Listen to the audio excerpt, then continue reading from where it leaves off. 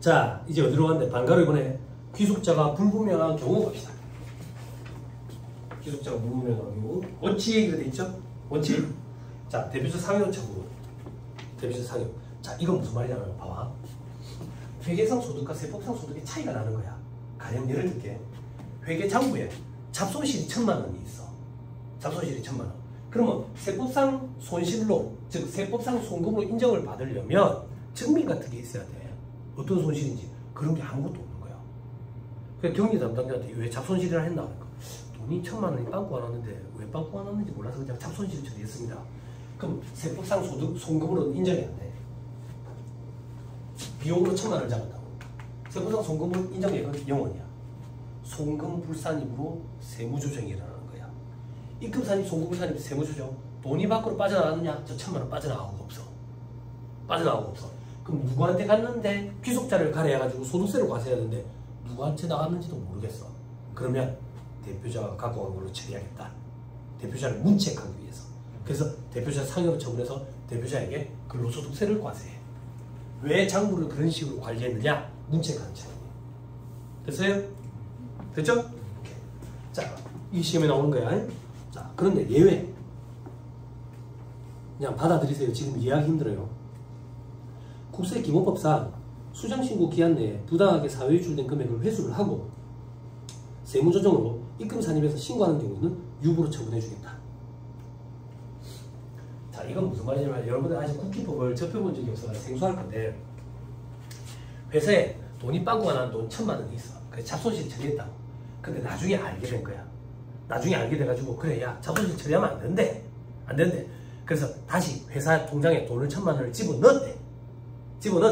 그러면 대표자한테 문책하지 않겠다. 대표자에게 문책하지 않겠다는 얘기는 대표자 상여 소득 처분을 안 하겠다는 얘기라고. 그럼 소득 처분은 뭘로 할 건데? 유보로 그냥 해주겠대. 유보. 왜 유보로 해주는데? 유보 아직 공부 안 해서 이해를 못해. 그래, 조금 기다리면 돼. 다만,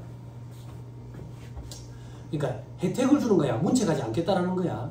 다만 세무조사 통지를 받거나 세무조사에 착수한 것을 아는 등 경쟁이 있을 것을 미리 알고 사유출된 금액을 입금 산입하는 경우에는 대표자 상여로 처분한다. 됐죠? 자, 이건 무슨 말인데? 1000만원을 잡손실 처리해놔서 근데 세무조사 나오겠다고 통지문이 온 거야. 야야, 이거 이렇게 하면 안 되잖아. 부랴부랴 1000만원을 다시 통장에 집어넣어서. 그건 도둑놈이잖아. 그래서 그럴 때는 안 봐주겠다. 대표자 상여다. 됐죠?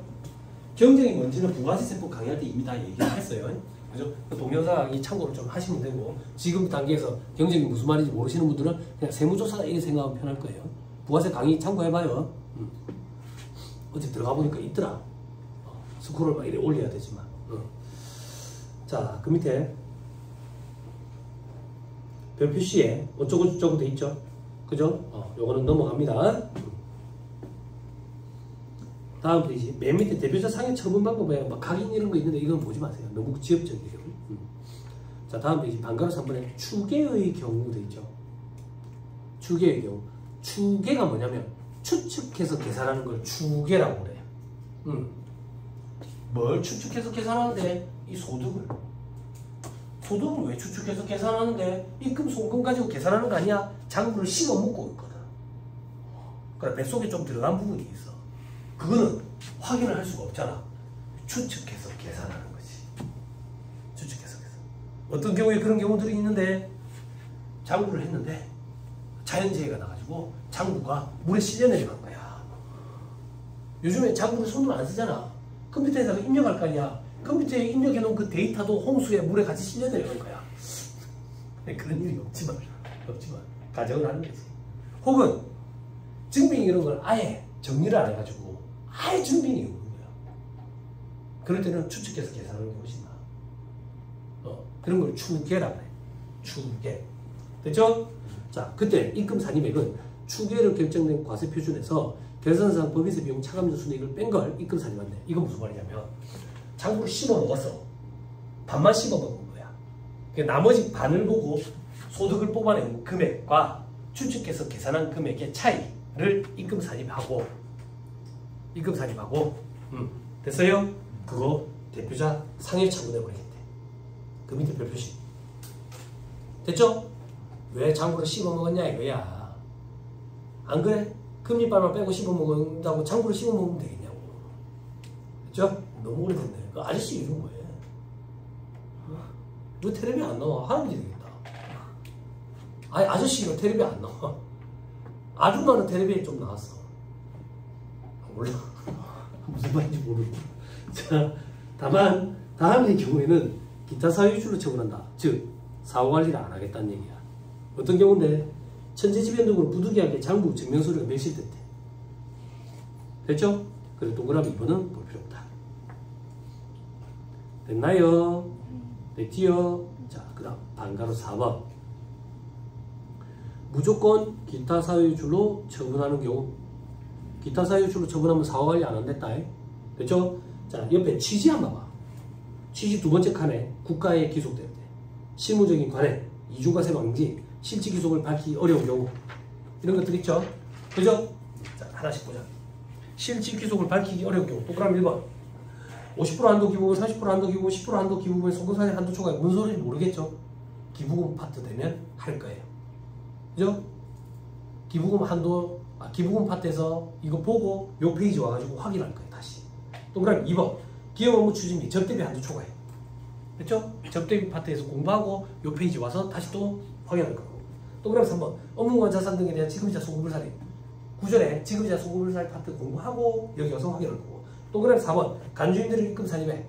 간주인들이 조금 있으면 나오거든. 그거 하고 여기 와서 확인하고. 동그라미 5번에 채권자가 보면 사치이자 비실효 채권주권 이자의 소급불사리 맥주 원천 지수된 거. 요것도 구전에 지급이자 소급불사리 파트 공부하고 와서 확인하고. 됐죠? 그럼 여기서 뭐 할 게 없네? 동그라미 6번. 다음의 경우 그 처분에 따른 소득세 등을 법인이 대납하고 손비로 계산하거나 손실 또는 비용 그 대표자와의 특수관계가 소멸될 때까지 회수하지 아니함에 따라 입금에 산입한 금액. 동그라미 기업 사후 유출됐는데 귀속이 불분명해서 대표자 상여로 처분했대. 됐나요? 됐어요? 이거 사례를 다음 페이지에다가 써놓았더라고. 이제 가격대 계산입니다. 다음 페이지 별표시 2번 봐봐. 칠판에 별도로 안 쓸게요. 책이 있으니까. 자, 별표시 2번에 귀속 불분명한 지출 100원을 지출했대. 그래서 잡비 처리했어. 들어봐봐. 우리 아까 잡손실 1000만원. 그거 얘기하는 거야. 100원이야 이번에. 그래서 잡손실 100원을 처리했어. 송금불산입하고 상해 처분했다고. 대표자랑 문책하기 위해서. 됐어요? 됐죠? 이제 들어봐봐. 대표자를 문책하기 위해서 귀속 불분명분에 대해서 송금불산입하고 상해 처분해. 그러면 대표자에게 상여 100원이 실린다고. 즉 근로소득이 100원이 탁 추가되지. 그러면 그 근로소득 100원 추가된 거에 대해서 근로소득세가 나오겠지. 그런데 실질적으로 대표자가 이 돈을 갖고 간 건 아니거든. 문책하기 위해서 이렇게 하는 거지. 그래서 실무적으로 그거에 대한 근로소득세를 회사가 대납해줘. 관행으로. 얼마를? 20원이라고 가정할게. 그러면 회사가 그 20원을 대표자를 대신해서 대신 내주고 경비 처리해야 될 거 아니야. 경비 처리 뭐라고 할 건데? 뭐 세금가구가 혹은 잡비 이렇게 처리하겠지. 이 돈은 송금 인정돼? 송금 인정 안 된다고. 원래 대표자가 내야 될 돈인데 회사가 대신 내줬으니까. 그러면 송금불산이고 또 상여가 되겠네. 그럼 그거에 대한 소득세가 나오겠네. 또 송금불산이 상여가 되겠네. 영으로 수령할 때까지 계속 하겠네. 그만하자 그 얘기야. 그래서 실무적인 관행을 인정해서 20원을 대납했을 때는 송금불산입하고 상여가 아니라 기타 사유줄로 소득 처분하겠다는 얘기야. 실무적인 관행을 인정해줘가지고. 됩니까? 됐죠? 됐습니다. 그 정도 보면 됩니다. 됐습니까? 그죠? 앞으로 또 돌아오세요.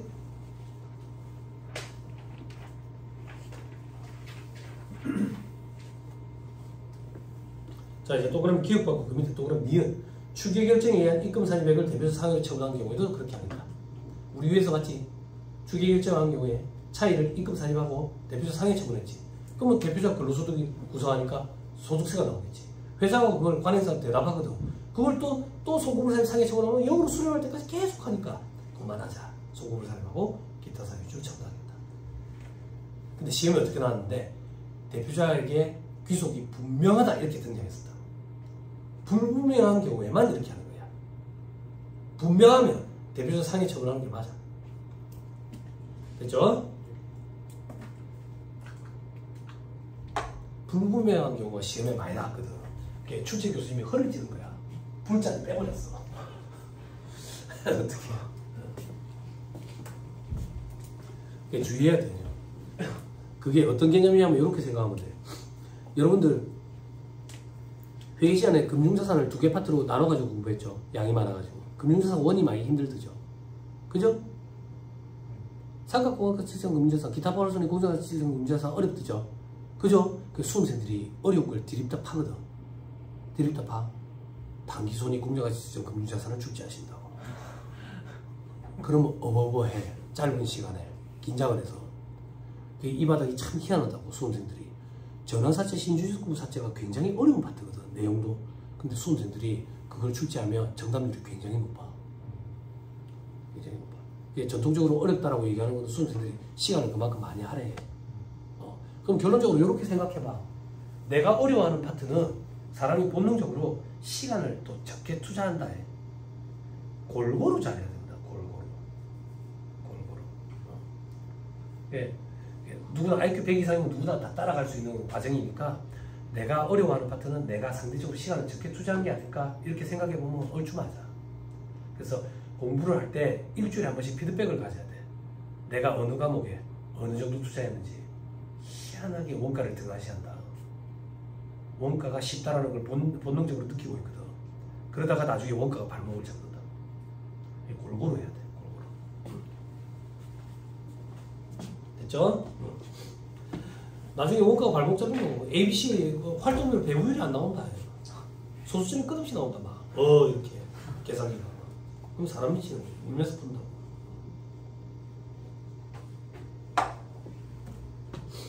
됐어요. 어디 하면 돼요? 자, 이제 그 밑에 이중과세 방지돼 있죠? 보지 마세요. 1차 목적이 아니에요. 2차 목적이 2차 목적. 다음 페이지. 기타 돼 있죠? 기타는 뭐라 했어요? 보지 말라는 게 기타라 했죠? 업무용 승차 규정을 하면 자연스럽게 해소가 돼요. 여기는 다시 돌아오지도 않을 거예요. 됐죠? 넘어가면. 다음 페이지. 유보, 마이너스 유보가 돼 있죠? 그죠? 자, 여기서부터 또 얘기를 해봅시다.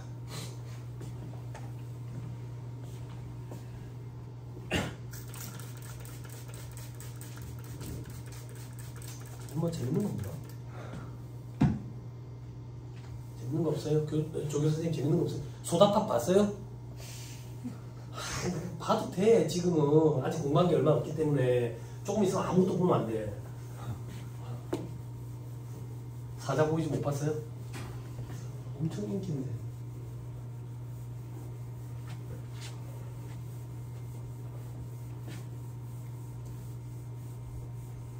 지금 야구할 땐가? 더우니까? 롯데 잘해요. 그래? 큰일 났네. 공부 못하겠네. 아, 롯데가 우리 공부를 도와주기 위해서 항상 만점 꼴찌잖아. 어째? 우승하는 거 아니야? 난 롯데 우승을 본 사람이거든. 롯데 과자도 할인해주고. 롯데리아도 할인하고 그랬다. 기억나.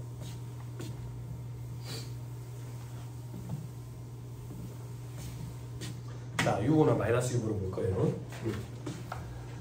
세무조정주 회사와 세법상 차이가 나는데 그 차이가 자산이나 부채의 차이가 나는 거야. 자산이나 부채의 차이가. 그런 걸 우리는 유보나 마이너스 유보라고 세무조정을 해. 됐어요?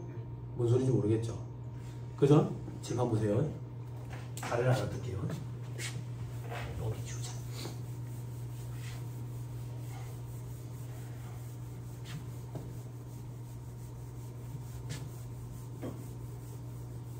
회계 원리 시간에 발생 이연 이런 거 공부했죠? 미수이자 이런 거. 그지? 그거 한번 해볼까? 그거? 추억 돋게. 돈을 빌려오면 기분 나쁘니까 빌려주는 거 합시다. 돈을 10억을 빌려줄 거예요. 1년 동안. 연이자율은 10%예요. 그럼 이자는 얼마예요? 함정 없어. 함정 없어. 그럼 이 돈을 X년도 1월 1일에 빌려주면 참 좋겠는데 이 사장님이 7월 1일에 빌려주는 거야. 그래서 다음은 6월 30일까지. 됐어요? 됐어요? 그래서 회사에서 분계를 끊는다고. 분계를 끊는데 7월 1일 시점, 이자를 언제 받는데? 이자 원금 회수할 때 한 번에 받겠어. 그러면 언제 인식하겠어? X 2년도 6월 30일에 현금 1억, 이자 수익 1억, 이런 빠꾸 경리가 있을까? 그럼 사장님은 그러지 않을까? 너는 책상은 화장실 옆도 아니고 니는 오지 마! 니 책상은 없어! 이러지 않을까? 그게 무슨 말인데? 어디서 그래도 발생주의 이런 거 주워 들었을 거 아니야? 아니야? 맞아? 너무 한 번에 갔어? 해야 돼? 현금주의부터 해야 돼? 회계 원리. 자, X년도 말에 분기 끊어주세요. 미수이자 얼마? 5천만 원. 이자 수익? 5천만 원. 그래, X 2년도 6월 30일 되면 분기 끊어주세요. 현금 하나 따봅시다.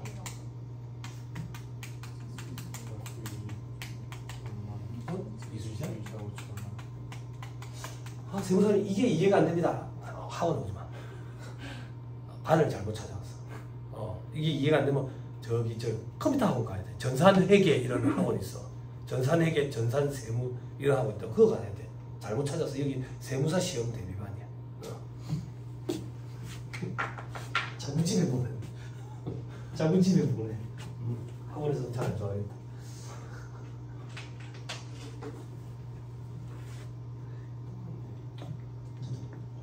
자,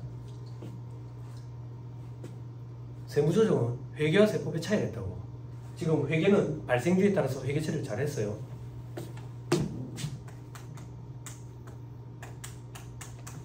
세법상 분계라는 걸 끊어볼게요. 세법상 분계가 뭡니까? 존재하지 않아요, 그런 거.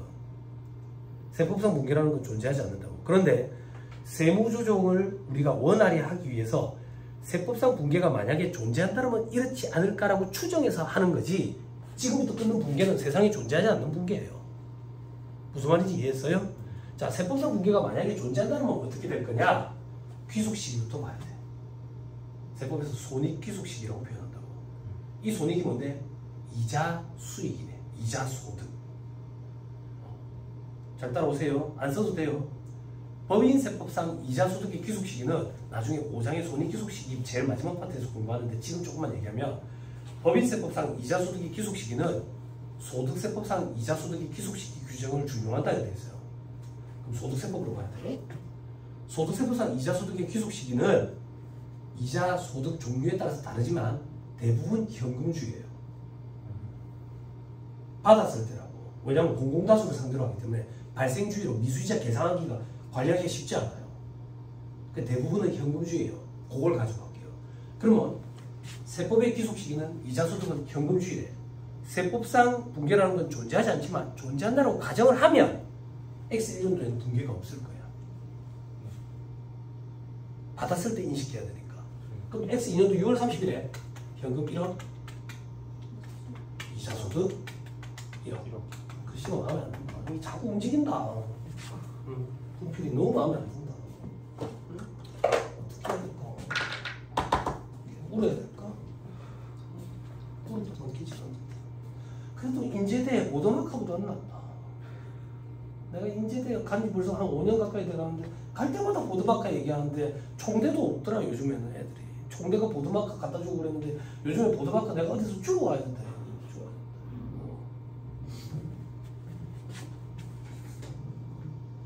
학교에서 만나면 보드마카 좀 구해줘요. 돌기도로 사줄게. 장사하고. 제가 보세요. 세무조정 지금 연습시키는 거야. 요거는 천천히 강의 진행한다고. 나중에는 훅훅 날아가지만. 배려하는 거야, 일부러. 세무조정은 어떻게 하는데? 예전에 그림 그려줬던 거 기억해봐. 회계상 수익 비용, 세법상 입금과 송금의 차이를 가지고 세무조정했었지. 자, 우리는 X1년도 것 가지고 먼저 해보자. 회사가 계산한 수익과 비용, 세법상 입금과 송금의 차이를 가지고 세무조정할 거라고. 됐죠? 회사는 수익을 얼마 잡았어? 5천만 원. 세법상 입금은 없어. 부등호방이 요렇게 되네. 그럼 필기한 거 참고해봐. 입금 불산입으로 세무조정해야 되네. 자, 입금 불산이에요.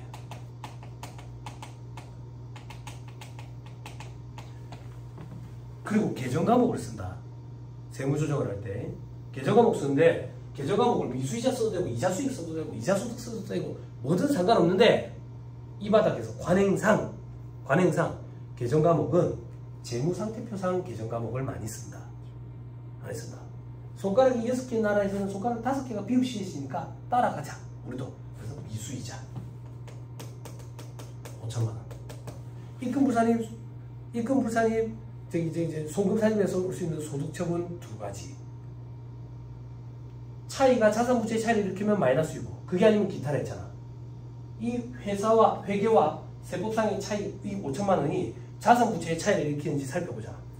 회계상으로는 미수이자라는 자산을 잡았지만 세법상으로는 잡으면 안 되네. 자산부채의 차이를 일으키네. 마이너스 6고 이렇게 하는 거야.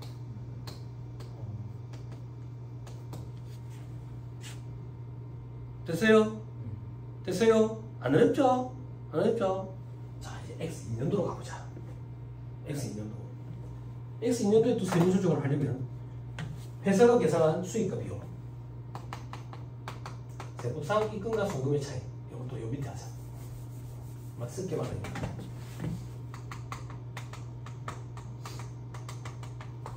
회사가 계산한 수익은 얼마냐? 이자 수익 5천만원. 세법상 입금은 얼마냐? 1억. 그치? 그치? 부등호방이 이렇게 되네. 입금 산입으로 세무조정해야 되겠네. 입금 산입. 미수이자 5천만원. 입금 산입 송금을 살면서 올 수 있는 소득처분 3가지. 돈이 밖으로 빠져나가겠느냐? 돈 밖으로 나간 거 없다. 차이가 나는 게 돈이 밖으로 빠져나가냐고. 나는 거 없다. 없다. 다 현금 1억씩이니까. 그러면 이 차이가 회사 내부에 자산부채의 차이를 일으키느냐? 여기는 미수이자라는 자산을 없앴는데 없애면 안 돼. 그지? 유보.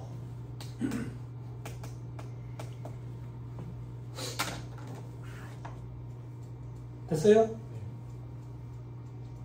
됐나요? 자, 이제 유보와 마이너스 유보 개념에 대해서 설명하는 거예요. 그러면 유보와 마이너스 유보는 자산부채, 회계상 자산부채, 세법상 자산부채의 차이 때문에 발생하는 거라더라. 그럼 도대체 그 차이가 뭐냐 이거야. 잘 봐봐. 우리는 지금 4학년도 회계기간을 1월 1일부터 12월 31일까지 1년씩 회계기간을 쪼개놨다고. 만약에 회계기간이 2년이 한계라고 가정해봐. 2년이 표현처럼 2년 2년 그러면 회계와 세법의 차이가 있겠어? 없지. 없지. 그 차이가 다음 정도 되면 상세대수 효과가 없어진다고. 이렇게 일시적으로 발생하는 차이. 그걸 유보와 마이너스 유보 얘기한다고. 조교 선생님 느낌이 왔구나. 일시적 차이 어디서 들어봤어? 일시적 차이 어디서 들어봤어? 뭐라고? 맞아. 뭐라고? 놀리는 거야. 속닥속닥 놀리는 거야. 어디서 들어봤어? 어디서 들어봤어? 물론 이 학원에서 들어봤겠지. 어디서 들어봤냐? 이거 대답해주는 사람 집에 가도 돼. 정태하게 속상하겠다. 회계변경과 오류수정 파트 공부 안 했어? 했어? 안 했어? 솔직하게 얘기해줘. 했어? 안 했어? 뭘 안 할게. 지금 화난 거 아니야. 했어? 안 했어? 했으면 배웠잖아. 일시적 차이라고 안 들어봤어요? 일시적 차이 말고 뭐 있던데? 영구적 차이 있잖아. 했어? 안 했어? 했잖아. 괜찮아. 걱정하지 마. 확인 사살 시켜줄게. 자, 회계변경과 오류수정이죠.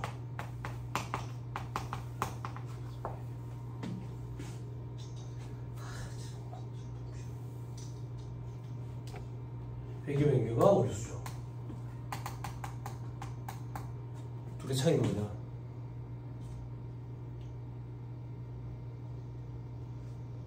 둘의 차이가 뭐예요? 맞는 거에서 맞는 걸로 바꾸는 거. 틀린 걸 바로잡는 거. 회계 변경은 과거에 회계 정책 중 하나를 선택해서 적용했는데 시대 상황이 달라져가지고 지금은 다른 게 맞다고. 맞는 거에서 맞는 걸로 바꾸는 게 회계 변경. 오류 수정은 과거에 그게 잘못됐다는 걸 지금 안 그렇게 된 거야. 이게 오류 수정.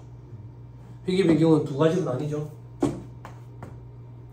어떻게 나뉘어요? 배웠다고 했잖아요. 이런 거 시험 문제 나오지도 않아요. 그저 여상의 북이 시험에 나오는 거예요. 이런 거는. 정책의 변경, 추정의 변경. 정책의 변경은 뭐예요? 정책의 변경은 뭐예요? 싸늘하다. 지금 큰일 났다. 웃음이 나오면 안 되는데 지금 울어야 될 판인데. 머리를 진짜 울어야 될 판인데 지금. 응? 울면 안 돼. 울면 안 돼. 아, 그냥 하는 소리 울면 안 돼. 이모 집에 갈 거야. 힌트 줄까? 두 가지. 4가지도 아니고 두 가지. 정책의 변경. 선의선출법에서 평균법. 평균법에서 선의선출법. 이거 뭐라 그래? 선의선출법, 후의선출법, 평균법 이걸 뭐라 그래? 그게 뭔지도 모르면서 계산을 어떻게 하고 있냐고. TV 쪼는 거지. 공부할 줄 모르는 사람들이 공부하는 방법일 거예요. 그게 뭔지를 모르는데 그걸 왜 암기하고 있냐고. 원가 흐름의 가정이라고 그래요. 원가 흐름의 가정 변경. 또 원가 모형에서 재평가 모형. 재평가 모형에서 원가 모형. 투자 부동산 했어요. 원가 모형에서 공정가치 모형. 공정가치 모형에서 원가 모형. 모형의 변경이에요. 직접 모형의 변경. 이 두 가지가 정책의 변경이에요. 나머지는 다 추정의 변경이죠. 자, 정책의 변경이면 어떻게 처리해? 변경 처리. 소급 제작성하죠. 그죠? 이게 변경을 미치는 누적 효과, 기초 이익을 이익잉여금에다가 반영하잖아. 그게 소급법이잖아. 처음부터 이걸로 했던 걸로. 추정 변경 어떻게 처리해요? 전진적 효과죠. 오류 수정은 어떻게 해요? 중요한 오류인 경우에 소급 적용하죠. 중요한 오류가 뭔데? 국제 기준에 아무 말을 안 해요. 우리 시험에 나오는 오류는 다 중요한 오류라고 보고 소급제 작성하는 거예요. 세법에는 전지법, 소급법 말고 단기일괄 처리법까지 적용해요. 여러분들 책에 단기일괄 처리법 아마 건너뛰었을 거예요. 강의 안 하고. 회계 시험에 안 나오니까. 근데 세법에는 있어요. 근데 세법은 회계보다 훨씬 더 수준 높아요. 회계가 안 돼 있으면 어떻게 하자는 거예요. 됐죠? 그때 여러분들 김영도 회장이 와꾸 만들었잖아. 그분 천재라고. 그분이 책을 내고 그분이 강의를 하고 있는 이 시점에 여러분들이 합격을 해야 돼. 그분이 과거에 강의 바닥을 잠깐 뜨신 적이 있다고. 그때 엄청 속상하더라고. 내가 돈 안 받아도 되니까 책이라도 대신 내드리고 싶었다고. 그 학원에 얘기한 적이 있는데 안 엮어주더라고. 이 학원이 전국에서 제일 큰 학원이고 그 학원의 자회사가 우리 경영 아카데미예요. 몰랐죠? 아이파 경영 아카데미가 제일 크고 거기 자회사가 우리 경영 아카데미예요. 그 중에 이제 부산 분점이 여기고. 저는 이제 아이파 경영 아카데미의 소속 강사로서 서울에 강의하러 가면 강남에 있는 지점에 가가지고 실무 강의하러 내려오는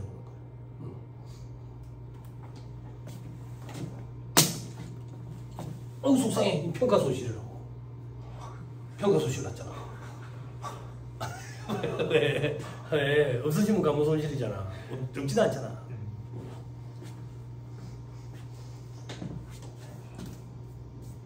기억난다 이라고 있으면 안 돼요, 여러분. 어떻게 공부를 해야 되는지 제가 자꾸 주입시켜 주는 거예요. 어중뛰게 답 없어요. 고3 때처럼 해야 된다니까요. 9시간을 하루에 꾸준히. 자, 그때 여러분들 영구적 차이, 일시적 차이 이런 거 공부했죠. 그죠? 그래서 김영도 회사님이 와꾸 엮어주죠. 어떻게? 오류 수정 중에 여러분들 자동 조정 오류 있죠. 재고자산 오류.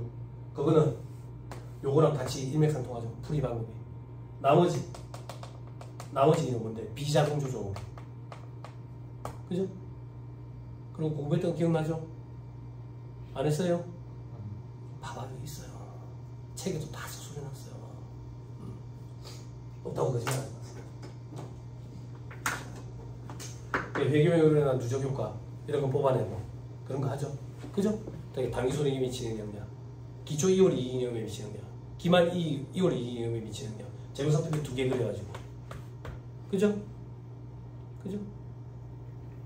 다크사이드 오브 더 문 다른 걸 가지고 이익잉여금에 미치는 영향 뽑아내잖아. 책 봐봐.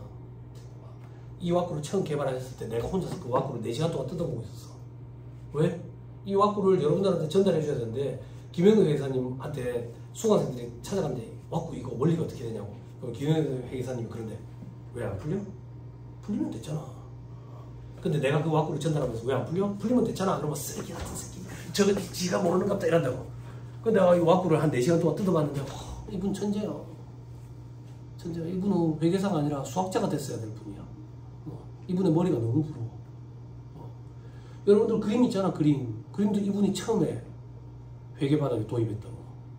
그 처음에 이단하라 그래가지고 사람들이 욕 많이 했다고. 근데 우리나라에서 유명한 교수님 2분 책에 그림이 실리기 시작해.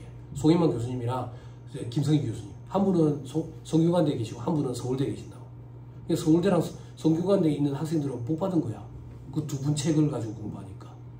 나 할 짓 없을 때 교문부고에 앉아가지고 그분들 책 보고 있었다고. 그 사람들이 주변에 알아. 도라인 거 싶어가지고. 대단하지. 공부해야 돼요. 이러갖고 있을 때. 천재예요, 천재. 이거. 그래서 여러분들 이런 게 일시적 오류, 일시적 차이가 이거예요. 유보 마이너스 유보 일시적 차이라고 공부했죠? 그죠? 일시적 차이잖아. 차이가 다음 연도에 상쇄됐다고. 차이가 다음 연도에 상쇄됐다고요? 2년이 한 개의 4년도라고 보면 차이가 없다고. 그죠? 그러고 보니까 유보, 마이너스 유보가 플러스 유보로 부호만 반대로 금액 같고 효과가 상쇄되어 버렸네. 즉, 유보나 마이너스 유보는 일시적으로 발생한 차이야. 소위 기속시기 때문에. 이 차이는 반드시 차기 이후에 반대의 세부조정을 거쳐서 소멸하게 된다고. 이걸 추인이라고 표현해요. 그래서 차기 이후에 이건 운이 좋아서 다음 연도에 바로 추인된 거야.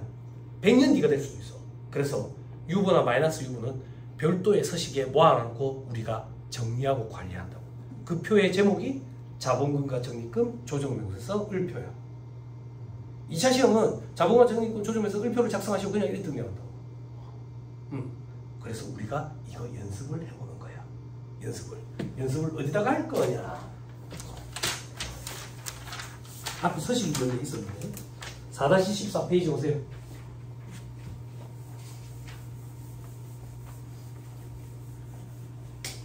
여러분 이거 잘해야 돼. 제가 예전에 공부할 때는 회계명령과 오류수정 파트 이 파트가 굉장히 어려운 파트였다고. 근데 김영도 회계사님이 와꾸를 개발해가지고 이제 순식간에 다 풀린다고. 여러분들은 그 와꾸가 어떻게 이루어졌는지 그것까지 이해할 필요는 없잖아. 문제만 풀면 되잖아. 그러니까 그런 게 있을 때, 방법이 있을 때 빨리 합격하고 이 바닥 없더라고.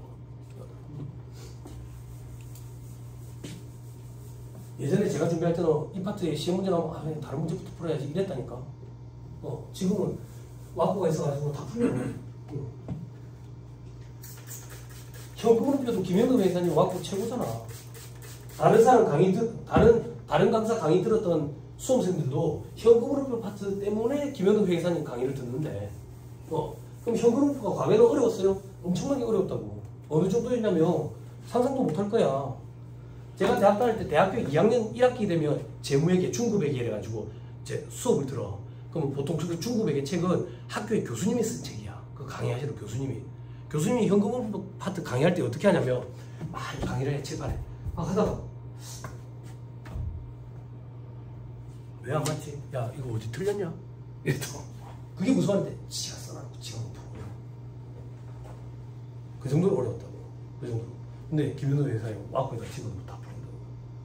현금으로가 얼마나 어렵냐면 일선 기업체에 회계팀에 10년차 이상 돼야 현금으로 작성할 수가 있어. 그 정도로 어려운 거야. 근데 우리는 이 시험을 통해서 그걸 단기간에 해내야 되니까 쉽지는 않지. 근데 답을 시험 문제에서 물어보는 답을 빠르게 도출할 수 있는 방법을 김현우 회사님이 개발을 해가지고 저희 하고 있으니까 저분이 계실 때 많이 학교하세요. 이 학원의 주구백이 책 제가 김현동 회사님 책을 바꿔놨어요. 그전에 이 책을 안 봤어요. 제가 세법 강의하면서 강영태 회사님 책을 바꿨어요. 제가 원가 강의하면서 임세진 회사님 책을 바꿔놨고, 제가 생각할 때는 아직도 이 세 분이 대세예요. 책이. 앞으로 대세가 바뀌면 또 바뀔 거고. 자, 4-14페이지 소득금액 조정학계표 보세요. 소득금액 조정학계표 여기에는 세무조정사항을 쓰는 거예요. 우리 같이 연습해 볼게요. 2차 시험에 법인세 파트 1번 문제가 다음 자료를 보고 소득금액 조정학계표를 작성하시고, 세무조정사항이 한 20개에서 25개 돼요. 하나당 1점씩 해가지고 총 30점짜리다 이렇게 생각하면 돼요.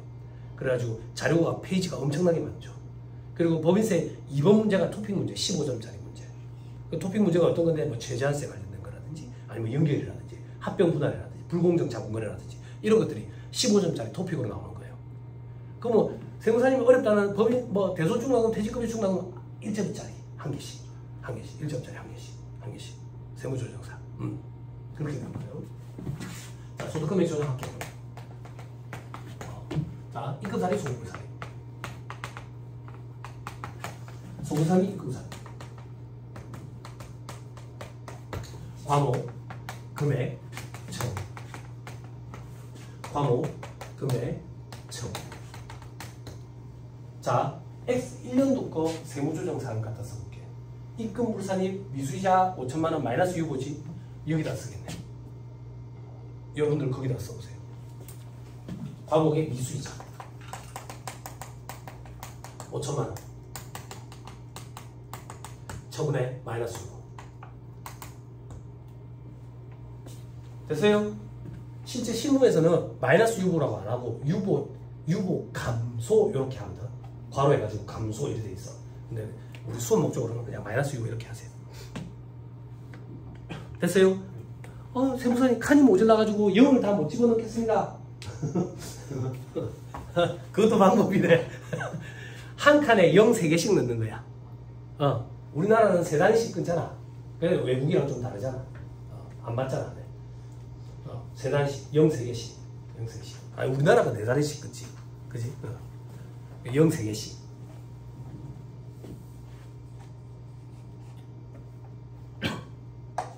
됐죠? 봐. 자, X2년도로 갑니다. X2년도에는 X2년도 소득금액 조정학계표를 또 작성할 거야.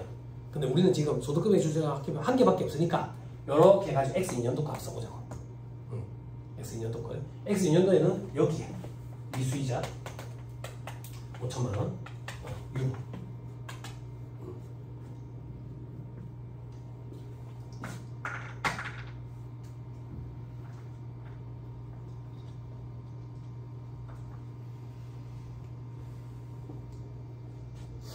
됐나요? 됐죠? 됐죠? 자, 소득금액 조정학계표는 이렇게 세무조정 사항을 갖다 기재하는 거야. 그런데 이 소득금액 조정학계표 중에 유보나 마이너스 유보는 차기 이후에 반드시 반대 세무조정을 거쳐서 소멸, 추인, 없어진다 했다고. 그래서 별도의 표에 모아놓고 관리를 해야지. 그 표의 제목이 자본과 적립금 조정에서 1표고 여러분들은 페이지 4-16페이지에 있어. 요것도 한번 그려볼 거야.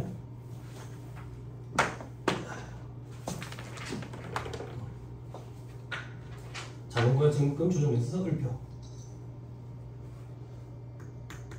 어쩌고 1표. 별지 50% 서식에 을 뭐 이렇게 표현한다고. 자, 과목. 기초, 감소, 증가, 기반.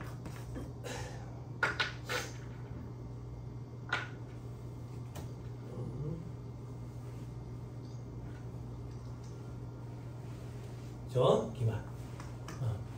됐죠?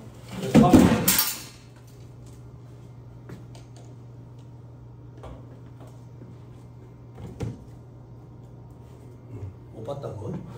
자, 과목이 미수이자. 몰라. 미수이자.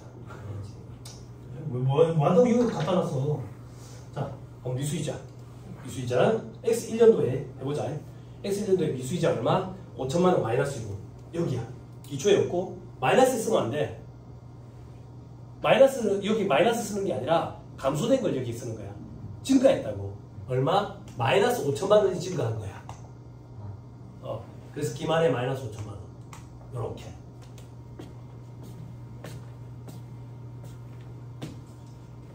됐어요? 됐어요? 자, 이제 X 2년도가 돼. X 2년도가 되면 또 별도의 서식에다가 해야 되는데 지금 우리 하나밖에 없으니까 여기서 이렇게 끊어가지고 해보자. 실무에서는 X 2년도 돼서 불러오기라면 작년 걸 불러와. 작년 걸 불러오면 이렇게 불러와. 미수이자. 기초에 마이너스 5천만 원. 이렇게 불러온다. 그럼 올해 걸 반영, 그러면 올해는 뭔데? 입금 사인 5천만 원 유보잖아. 그지? 저게 여기에 마이너스야.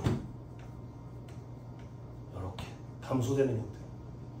그래서 결국에는 없어진다고. 됐어요? 저걸 보여주려고. 없어진다는 거죠. 운이 좋아서 다음 년도에 없어질지 100년 뒤에 없어질 수도 있어. 그래서 이 표에다가 정리를 해놓은 거예요. 결국에는 없어진다고. 그래서 일시적 차이라고 회계에서 얘기하는 거예요. 나머지 기타 사실줄 이런 거는 영구적 차이 이렇게 표현하고. 그죠? 또 어디서 들어봤어? 기간 내 배분, 기간 간 배분, 법인세 회계 파트. 공부했어요? 안 했어요? 아직 안 했나 보네. 괜찮다. 앞으로 할 거다. 회계 시간에 법인세 회계 파트 공부 안 했어요? 아니, 할 거다. 법인세 공부를 먼저 하고 그 파트를 공부하면 도움이 될까요? 먼저 해봤고 나중에도 해봤거든. 강의할 때, 재무회계 강의할 때 똑같더라. 똑같더라. 큰 도움 없다.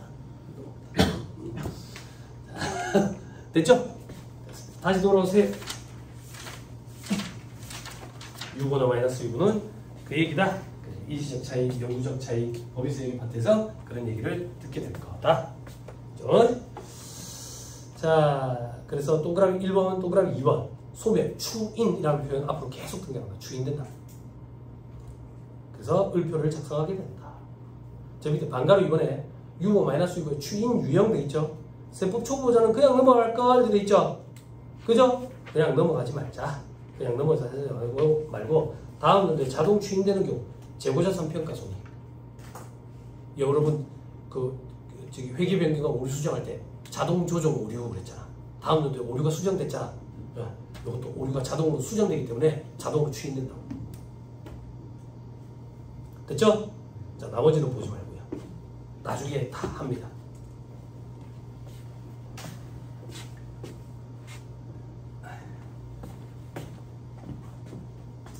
조금만 보여줄게. 또 보습할 거라고 보충할 거라고 일요일에 시간까지 빼가지고 오셨는데 딱히 내가 뭐 해줄 수 있는 건 없고.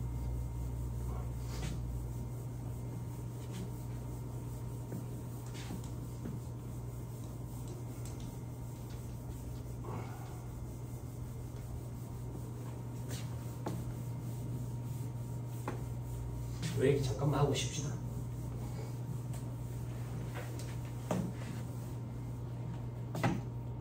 회계 시간에 그런 거 궁금했을 거 아니에요. 회계 변경. 이게 왜요? 우리 회사가 선입선출법에서 올해부터 AM으로 바꿀 거래. AM으로. 그래서 기초재고가 있어. 기초재고. 기초재고가 선입선출법으로 했을 때는 100원이야. 100원. 근데 평균법으로 하면 150원이라고. 150원. 그러면 50원만큼 기초재고를 증가시켜야지. 다시 얘기해볼게요. 오류 수정이야. 우리 회사가 오류가 난 거야. 어떤 오류가 났는데 기초재고가 100원이 아니라 150원이래. 150원. 그러면 이걸 우리는 50원만큼 기초재고가 과소계상되어 있다고 얘기하지. 요거랑 요거랑 차이점이 뭐야? 같잖아. 그래서 같이 처리하잖아. 5호가 아니라 김영도 회사님 책에 그렇게 써놨잖아. 그래서 이렇게 처리하려면 어려우니까 오류 수정 문제라고 보고 풀으라고. 그러면 편하잖아. 편하잖아. 됐죠? 자, 요거 가지고 잠깐만 얘기해볼게.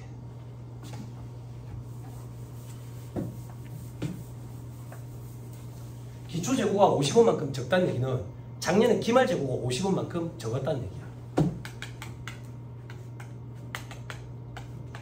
작년에 X1년도 말에 기말재고가 50원만큼 적었다고. 그러면 X2년도에 기초재고가 50원만큼 적을 거야. 김영도 회계사님 와꾸에 안 집어넣고 논리를 원칙적으로 어떻게 이게 흐름이 이어지는지를 살펴보면 참 어려워. 그래서 수험생들이 이해하기보다는 이제 문제를 빨리 풀고 싶으니까 와꾸에다 막 집어넣는데 원리를 설명하면 이렇게 된다고. 판매 가능 재고는 픽스돼 있어. 그럼 여기도 동일할 거라고. 그지? 그러면 기말 재고가 과소 계상되어 있으면 매출원가는 과대 계상되어 있지. 매출원가 과대 계상되어 있으면 이익은 과소 계상되어 있지. 그지? 이걸 바로 잡으면 이익을 늘려야지. 그지? 그래서 바로 잡으면 이렇게 되잖아. 재고가 과소 계상되어 있는 거 이익을 늘리고 그리고 매출원가 반영하고. 근데 이게 다음 연도가 된 거야.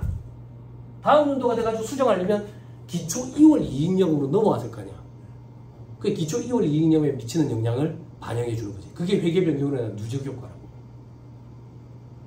누적 효과. 그래서 올해 장부부터는 처음부터 평균법으로 했을 대로 돌아가는 거지. 자, 그러면 X2년도에는 어떻게 되는데? X2년도에 미치는 영향 다른 거 없다고 볼게. 없어요. 그러면 기초재고가 50원만큼 작게 잡혀 있으면 매출원가도 50원만큼 작게 잡혀 있을 거예요. 그러면 매출원가 50원만큼 작게 잡혀 있으면 이익이 50원만큼 많이 잡혀 있겠지. 그지? 근데 X2년과 X2년으로 쪼개지 않고 두 개가 한 개 사업년도면 저런 차이가 없지. 그지? 요걸 세법 영역으로 갖고 와가지고 6호-6으로 해보자고. 6호-6. 회계랑 세법의 차이가 50원이 나는데 어떻게? 회계가 세법보다 자산을 50원만큼 적게 잡았더래. 회사는 기말 재고를 안 잡았는데 세법상으로는 기말 재고를 50원만큼 잡아야 된다고. 기말 재고가 적게 잡혀 있다고. 그러면 입금 산입해야 된다.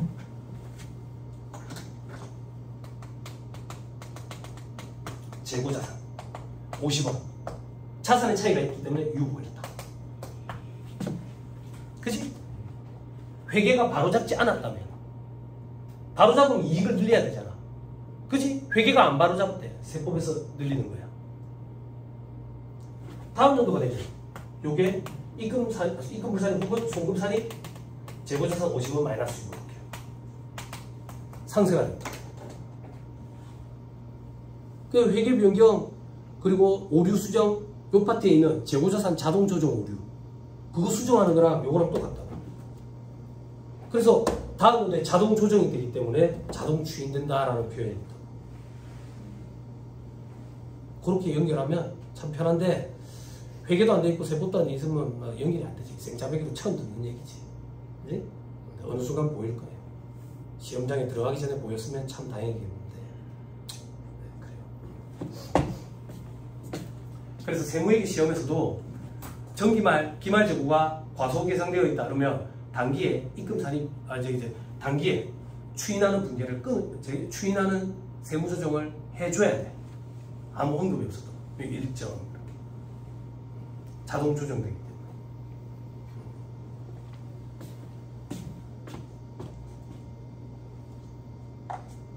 이게 다 똑같다라는 게 보이면 회계 변경과 오류 수정 파트 문제도 참 편하거든.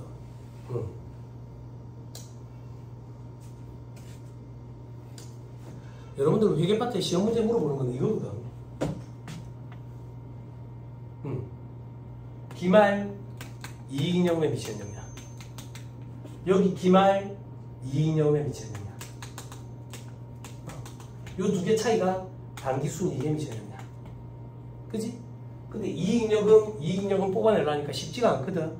그래서 김영도 회계사님은 어떻게 착안을 하시냐면 자산, 부채, 자본이잖아. 자본에 여러 가지가 있는데 이익잉여금이 있다고. 나머지 자본은 없다라고 가정하는 거야. 그럼 이 자산, 부채의 증가 변화는 결국 이익잉여금의 증가 변화입니다. 이게 어디서 착안했냐면 자산에서 부채를 차감하면 자본이거든. 자본이 증가 변화하는 이유는 자본거래와 손익거래의 영향이라고. 이 손익거래 중에 단기 순이익에 미치는 게 있고 기타 포괄손익이 미치는 게 있는데 요게 없다고 가정하는 거야. 자본거래도 없다고 가정해. 그러면 자산부채의 증가 변화를 가지고 단기순이익이 미치는 영향을 뽑아낼 수 있고 이 누적효과가 이익잉여금에 미치는 영향입니다. 그래서 이걸 바로 뽑아내기 힘들면 얘들이 얼마씩 변동했는지를 가지고 얘를 뽑아내자. 대차평균의 원리에 의해서. 회계의 신은 대차평균의 원리로. 우리가 회계 문제를 풀 수 있는 이유는 전부 다 대차평균의 원리가 성립하기 때문이에요. 김현대 회사님이 예전에는 이걸 다크사이드 오브 더 문 이랬던 달의 이면을 보자.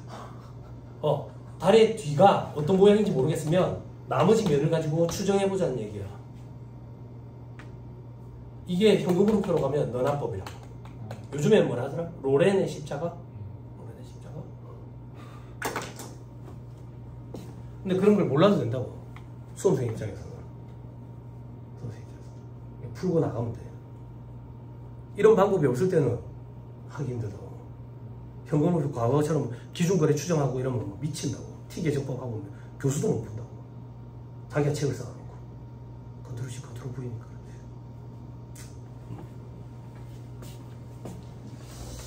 그래서 이런 게 좀 보이면 세법도 참 재미가 있는데 힘들 거예요.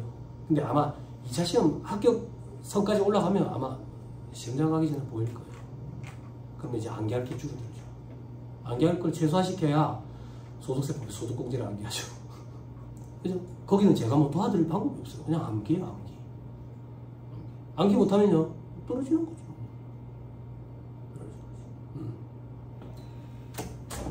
됐습니다. 그 정도 봅시다.